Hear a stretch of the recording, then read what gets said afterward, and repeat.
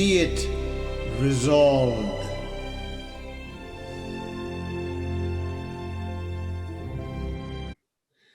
Hello, viewers, and welcome to Be It Resolved, your weekly fun debate podcast.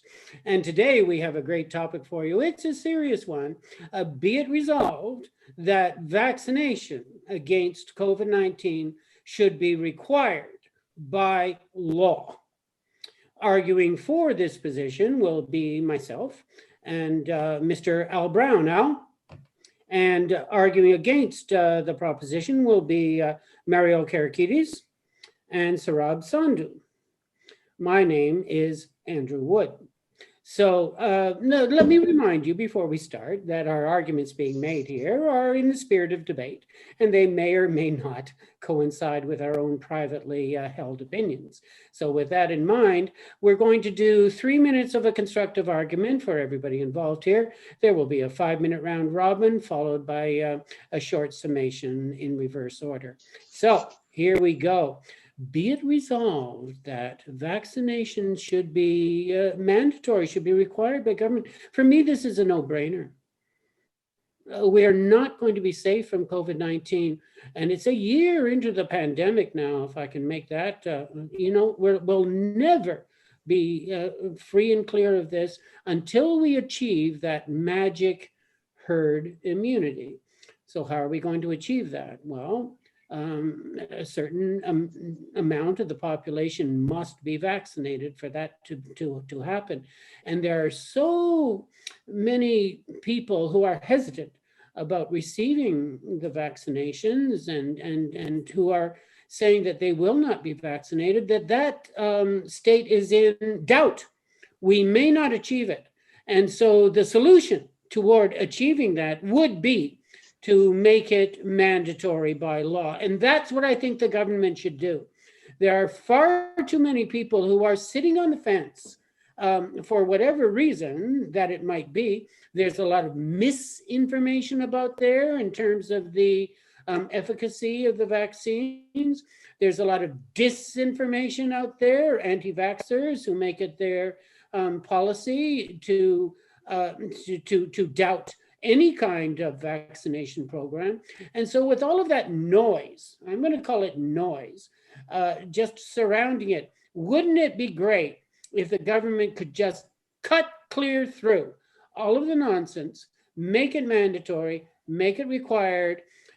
Sure, we're going to allow and admit that there are people, clearly there are people, with a weakened immune system or compromised in some way who would not be receiving the vaccine. And that's certainly understandable, and we can take that into account.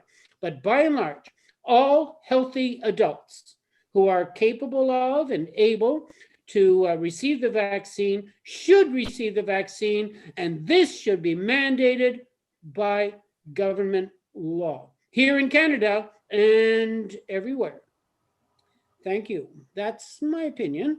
And let me pass the word along to Mario. Mario. Well, thank you very much, Andrew, and welcome everybody. And I will be taking the position against that particular statement that Andrew just articulated, and the main reason being, by the time you try to mandate something by law, there's going to be so many pit holes, and there's going to be so many things that you're going to have to overcome. For example, when you try to mandate something by law, you immediately are going to come against the Charter of Rights and Freedoms for people. That's going to be a huge stepping stone to overcome. And that's going to get tangled where? In the court system. It's going to be challenged. You're going to have trial after trial after trial after trial after debate after debate in the Senate and in the Parliament, and so it gets to the point that by the time it's all done, we're going to be in the next century, folks. So you're not going to be able to do this quickly enough to be able to be effective. I think what people are doing these days is the right way to do it. You have to rely on social conscience to be able to really get this done. People, you know, as much as we do have people that may be hesitant or they may feel selfish and they may want to do their own thing, the majority of us have some social conscience. And I believe that that will move us towards that herd immunity. The problem is messaging. It's not whether or not we should or shouldn't do it and be required to do it by law. The people's reason for being hesitant about it is because the messaging is confusing. People don't trust what's coming through the voices of politicians. They don't trust the scientific voices because this is something relatively new. And it's being done at a pace that is not usual to the way it has been done in the past. So when you're looking at all these things, mandating it by law is going to create a huge conflict that is never going to be resolved in time to see efficacy from the law perspective. Not to mention that if you're going to try to do it by law here in Canada, you're going to have to globally mandate it somehow for everybody. But we'll leave that for a later argument. But I'm going to just rest my point right now. You can't mandate it by law because it's just going to take too long to be able to get you to where you want to go. Thank you, Mario. Passing the word along to Al Brown. Mr. Brown. Well, thank you very much, Andrew, and thank you very much, Mario, for your comments on this. I would like to add to this that that at this time, we don't know when this pandemic is going to end. Everybody's going after this thing called herd immunity, but we don't know what it is anymore.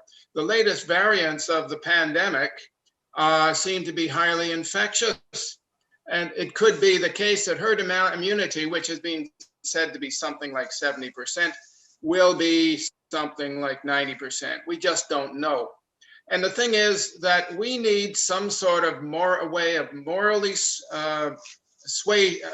persuading people who are sitting on the fence that they need to get vaccinated. 100 years ago, was the last time we had a serious pandemic. But before that, they happened very regularly, maybe every 50 or 20 years. And in consequence, people understood the seriousness of these diseases. They could strike anywhere. They could kill anyone. Nobody was safe. In consequence of this, the moral suasion that people had wasn't herd immunity, but herd memory. They knew there was a problem, and they knew they had to protect themselves from it. We don't have that anymore. We've got out of it. What we need is some sort of official system to recognize the fact that these pandemics can happen, and they will happen again in the future. And that is usually in our culture done by having some sort of law. Now, that doesn't mean everybody's going to obey it. It doesn't mean that everybody is going to be fined or charged for disobeying the law, but it's there as a moral suasion to keep people moving on track. And as long as the majority of people follow the law, then we have a good chance of getting beyond this pandemic. And I'm sure that we will.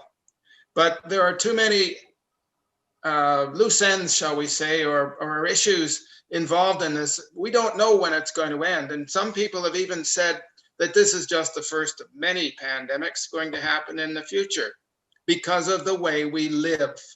We crowd together in large areas, we get sick.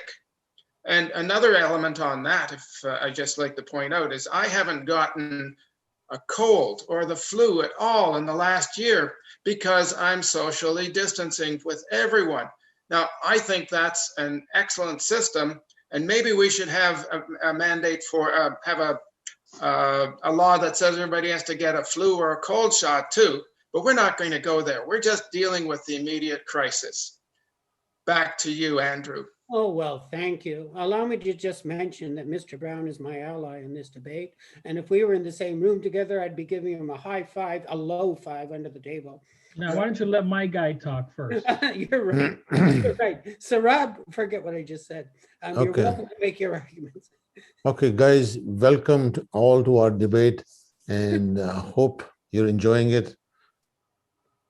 And what I'm saying is, in these vaccines, for a start, what are they going to mandate? These vaccines were made in such a hurry. You don't even know how effective this vaccine is. Normally, it takes 3-5 years to develop a vaccine. Now, this was done in 1 year, and there are 3 different types of vaccines. Which is the right way, and what are the side effects? Nobody knows.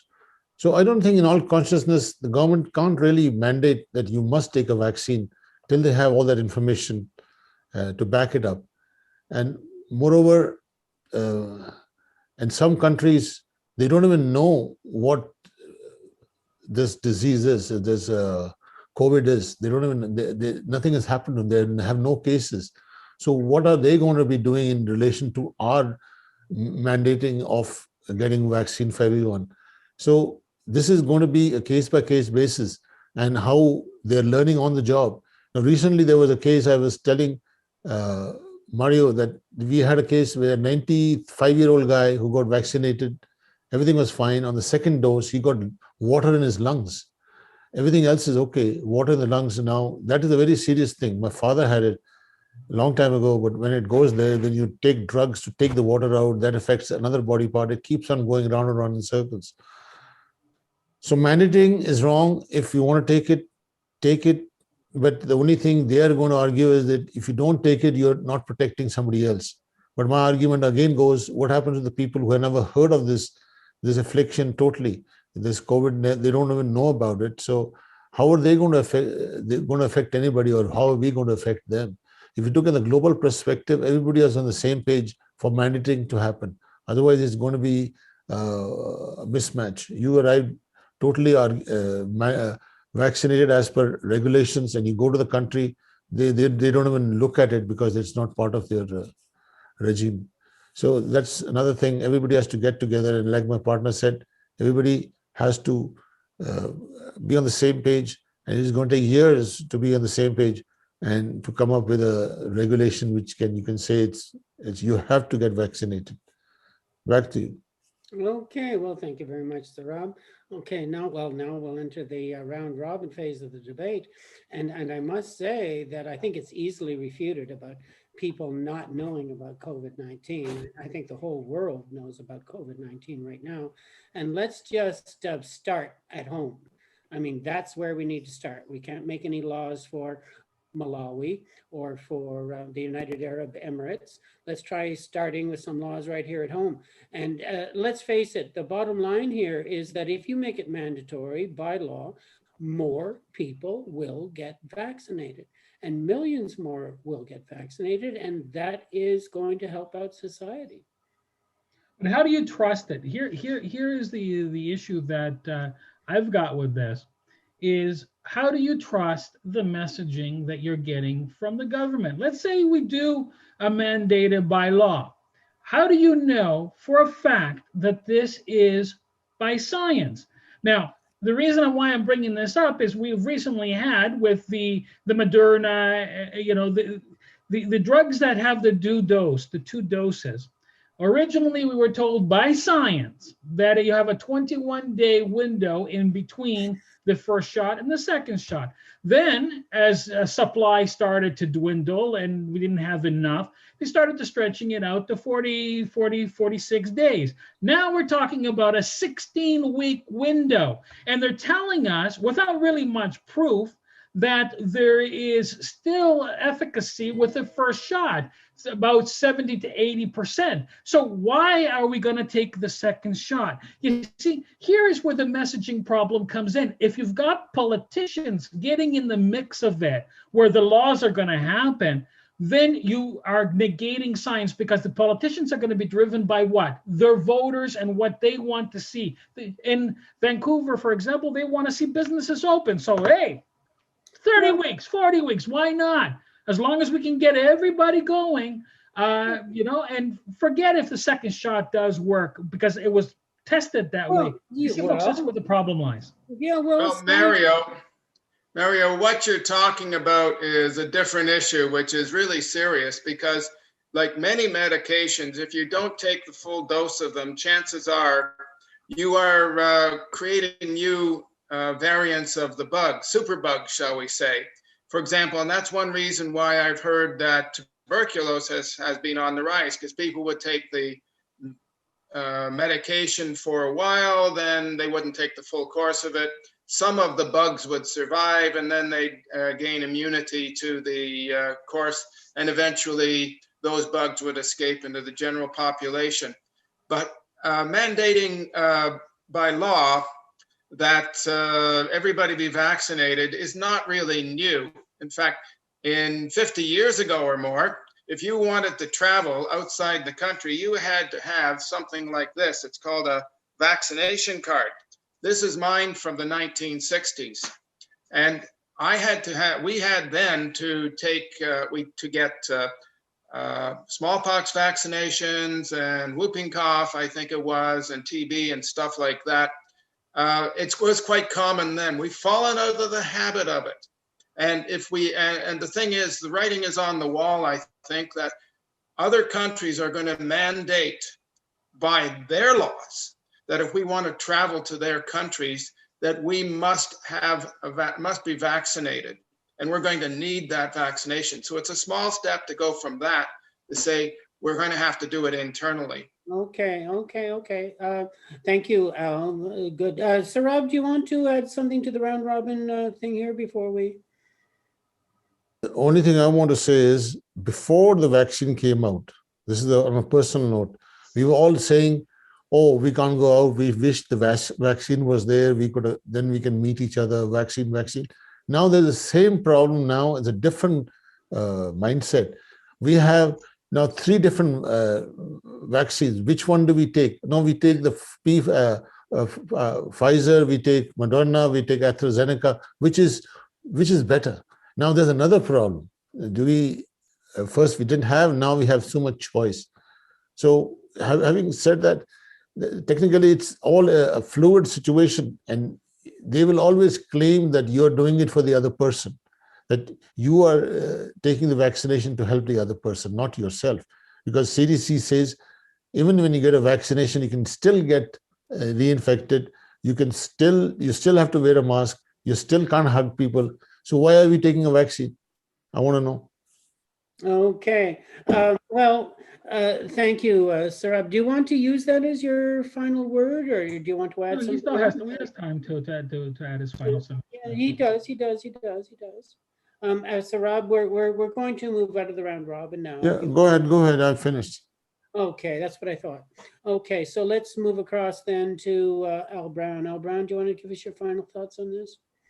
Well, the con side has entered some very valid arguments about timing and everything else in there. But the bottom line, as I see it, that we need some sort of moral suasion that has the force of law to make people move in the right direction to do what they have to do. And in this particular case, the crisis, I think, is very real. If this pandemic continues to mutate the way it is, this disease or this pandemic could be with us for another year or even more. We've got to act. That's my conclusion. Thank you. Okay, Mario. Well, first of all, let me say something that I think is really critical, and that is that it's a choice whether we want to travel.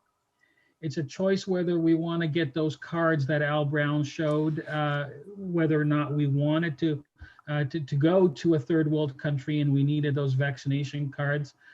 Those are all choices, right? It's not something that is mandated by law that we have to do it. If a citizen decides to stay home and live within the parameters that exist locally, I don't think that they should be mandated by law to take it. Not unless there is absolute 100%, not 100%, but absolute proof that the messaging is correct. Where I'm standing on is that the messaging keeps changing from political view to political view. There is no consistency. Therefore, you cannot mandate it by law because it will be argued to death. And by the time you get to the law being voted on, you will be well out of that particular crisis, and you will be facing a whole different crisis It just takes too long, folks, to do it by law. We have to rely on each other and the fact that as a community, we see the benefits of helping, as Sarah said, one another to be able to reach that herd immunity and to do the right thing for each other. Mask, take the vaccine, government put out the proper messaging so people can trust the messaging. That's where it all lies. Then you won't have any problems to mandate it by law. Yeah. Okay. Well, thank you with that, Mario. I'm advocating making it mandatory. This thing is stopped us in our tracks for well over a year now. The whole works are gummed up. International commerce is crippled. Our jobs here where we live are crippled. We've just come out of a 2.5-month lockdown where we couldn't even go to a coffee shop to get a cup of coffee. You know what? Life will not continue as normal until we achieve the herd immunity that we need so that the COVID could perhaps become a background disease like flu has been for generations. And the way to do that is to make it mandatory, is to bite that bullet. We have a majority government here in Ontario. It will not be that hard for them to pass such a law. This is a provincially mandated thing. And let's face it, bottom line, many more people will be vaccinated if it is made mandatory than if it is just a volunteer. And again, they're not acting without the best advice of public health, and they're not asking without these vaccines having been declared safe and all of those. So we've got to cut through the noise, cut through the nonsense, make it mandatory, get everybody vaccinated, and we'll be out the other side of this. I just want to butt in here. The United States Army is like nearly mandatory, but 1/3 of the people don't want to take it voluntarily. They don't want to take the vaccine. So what do you say to that? It is like they have the vaccine. It's the military saying that you must get vaccinated, and 1/3 are saying they choose not to get vaccinated. So Well, what do you say? Well, you put them up on charges for rebellion, I guess. yeah, well, if it's, of course there are people who Send will, them to Botany Bay. There you yeah, go. well, no, of course there are people who will defy any law. There's people who defy the law against murder. We don't call the law against murder a bad law, though. I mean, we That's hold true. that up as the standard that people should follow. Okay. In any case, that was a lot of fun. This debate is officially closed. In case people did understand that, we're welcoming your comments down below on this. Please, if you've got your own ideas, let us know what your feedback is. We'll be pleased to take a look at those. And this is to tell you that we have a very interesting debate topic coming up next week. Al, I think you're the person who proposed this debate topic. Do you want to just tell our... Well, actually, it was Mario, but I will paraphrase Mario if Mario doesn't mind. Be it resolved, a human expedition to the planet Mars is a waste of time, and the money could be better spent here on Earth. Okay, wow, we're gonna leave the planet next You week. wonder what side I'm going to debate for? Look behind me. Okay. I think I'll go con on this one. I want to go to Mars. So we're gonna have an extraterrestrial debate next time. That'll be great. Well, thank you very much. Al, before you go to Mars, have you been to Bora Bora? I have. You see, Is it like Mars? yeah, see, you haven't been to Earth itself. You have to first see the whole Earth before you go outside. You're looking forward to next week's arguments. We'll tell them all that next week. Okay, Okay, guys. let's go to Bora Bora. Okay. Forget Mars. I'll go to Bora Bora again. Okay. Take care. Bye. Thank you. Everybody. Bye-bye. Bye.